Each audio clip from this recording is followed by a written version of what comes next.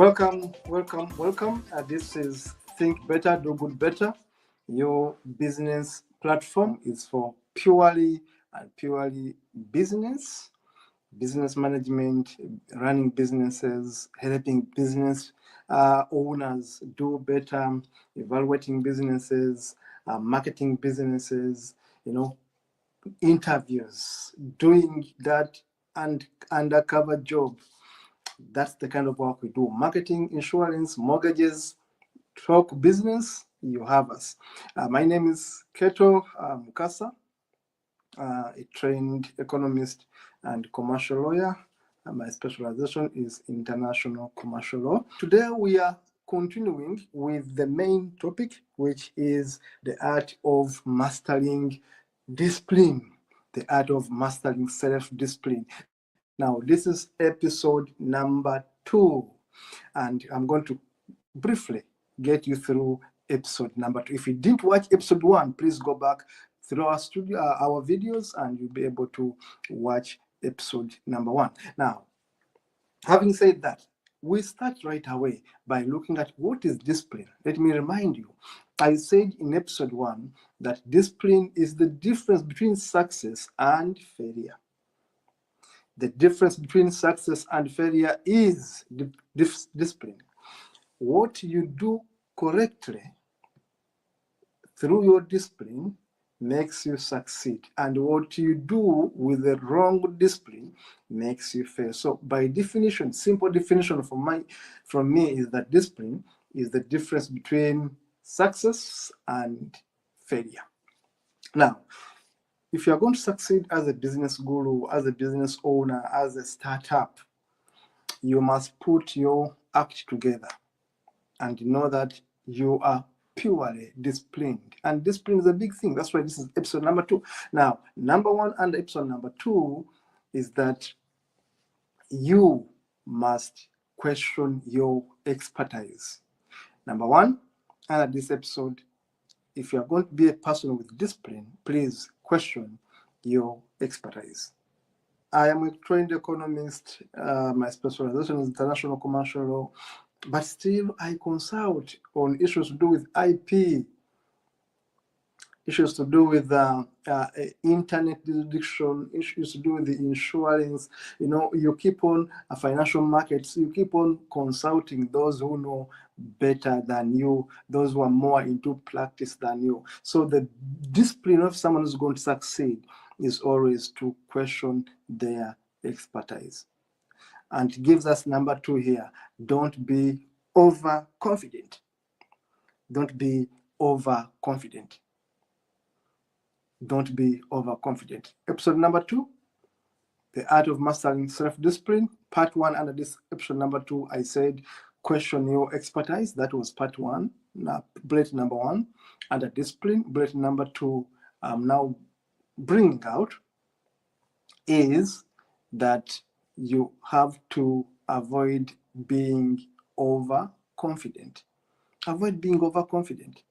Question your expertise, yes, but also avoid being overconfident. Be able to know that you can make mistakes, and therefore you can improve on yourself, on your methodology, on your funnels, the approaches we use in marketing, and on our strategies every day.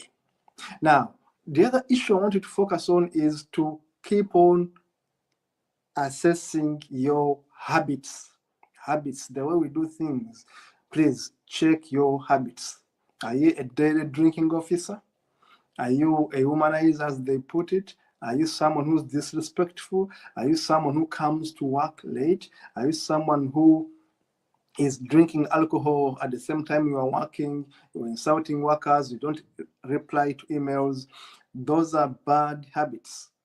Learn to develop good habits which get you money. Now, good habits include, I can give you some of my good habits. Reading. I do read, and because I do read, I earn money out of reading. Writing is another habit I have mastered. Communication. That's why I'm talking with you right now. It's a beautiful habit I've mastered. Timekeeping. I want to keep time is another beautiful habit I have developed. and accountability, being transparent. Those are good habits, and habits make discipline. Now, the other issue about which is part of discipline is the confirmation bias. I'll be having master classes right on this set where I'm going to take you through critical thinking, and shall be looking at fallacies, logical fallacies people based on, and they run their businesses down. Now, one of these fallacies is the confirmation bias, where people are going to tell you what is actually true, but because in the back of your mind you think it has been told to you to be this is the fact, then you are going to dismiss. For example, someone is going to be talking about witchcraft, and someone is going to tell you that your business is failing because your competitor is actually bewitching you. This is Africa I'm talking about, because in Europe, I will rarely hear about people talking about witchcraft. But in Africa, the business is failing, the car's got an accident. Someone is saying, oh, you see, so-and-so said it will get an accident. So-and-so is against our business. You see, there is juju, as they call it.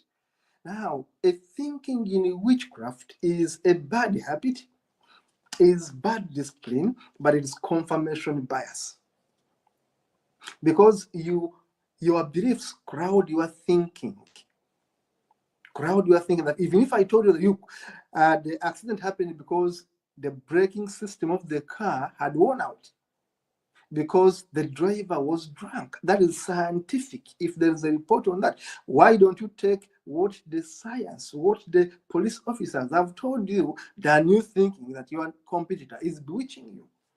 I've seen women in Africa who fail to conceive, and they begin saying, you see, my co-wife is the one who is bewitching me. That's why I cannot conceive. You can't imagine someone stupid is thinking that another one is bewitching them to avoid, not to conceive a baby, not to get pregnant, honestly. When they know, honestly, that you can fail to conceive because your husband has a problem, cannot actually ejaculate live sperms, or they are so weak to travel to where they must go, or your tubes as a woman, your uterus has a problem, and other scientifically proven explanations which tell you why a woman cannot conceive or why a man cannot make a woman conceive. But because we have a confirmation bias, even when the scientists tell you, look, you lady has a problem, you will still say, you see, I'm being bewitched, you see.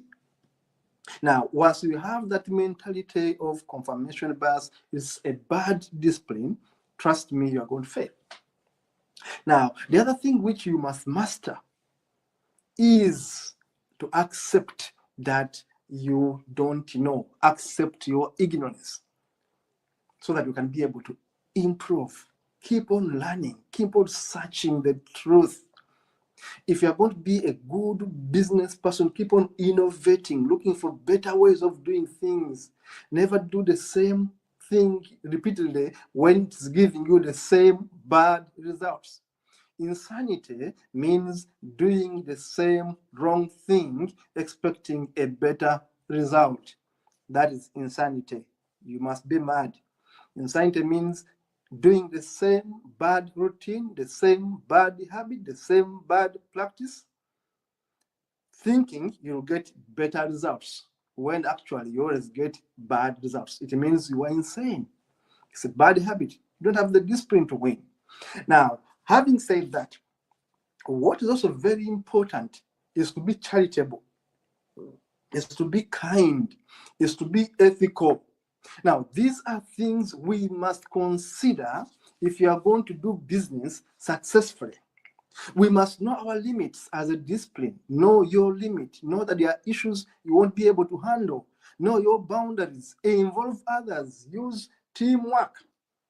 Discipline is the key we're talking about here. Discipline. It takes someone who's disciplined to say, I'm wrong here and I need advice.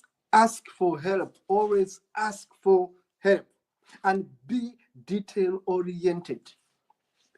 Look at details. Love data. Books of accounts. Be accountable.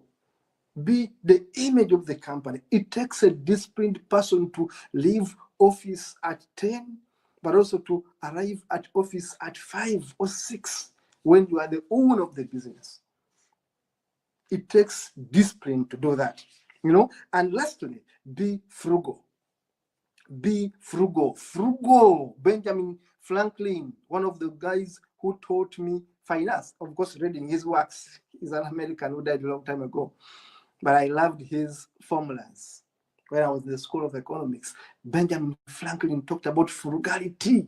And when you read other books, Kawasaki, Rich Dad, Poor Dad, frugality. Frugality is a discipline to know that this money does not belong to me. This money belongs to the business, and this money must be invested back into the business. That if the business makes money, actually it's not my money. What I can only earn is the profit. And I have room to invest this money back into the business. Frugality is so important. So important. So important. Be frugal, my dear. Be frugal, be frugal, be frugal. Earn money, invest it back into the business. Frugality is the issue here. Avoid being overconfident. Don't trust your expertise, always ask. Avoid ignorance, avoid confirmation bias. Intelligence is not enough.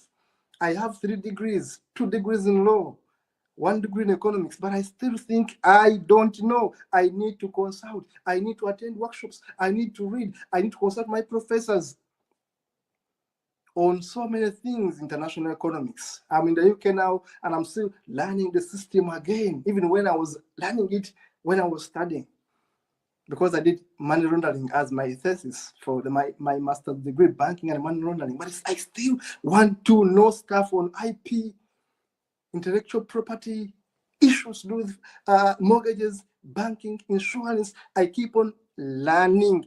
Learning does not end. Learning only ends when you are dead. Now, that's the discipline.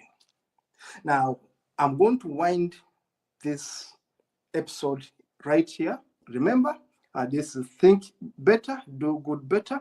We are going to be giving you more of these episodes. Today was episode 2 of The Art of Mastering Self-Discipline, and we shall be coming back with yet another beautiful episode. Please remember to subscribe, hit that button, but also hit the notification bell so that you can get the videos as soon as they drop on the StreamYard. See you in the next one.